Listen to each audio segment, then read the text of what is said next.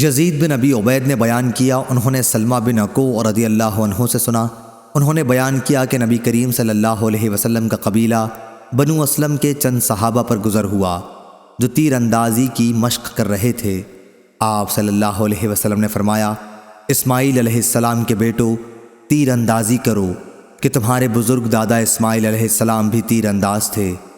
ہاں، تیر اندازی کرو، میں بنی فلاں ابن الاورا رضی اللہ عنہ کی طرف ہوں۔ بیان کیا، جب آپ صلی اللہ علیہ وسلم ایک فریق کے ساتھ ہو گئے تو مقابلے میں حصہ لینے والے دوسرے فریق نے اپنے ہاتھ روک لیے۔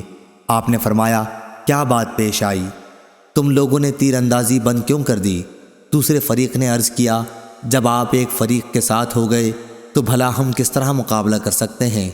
اس پر حضور صلی اللہ علیہ وسلم نے فرمایا، اچھا تیر اندازی جاری رکھو، میں تم سب کے ساتھ ہوں۔ صحیح بخاری حدیث نمبر 2899۔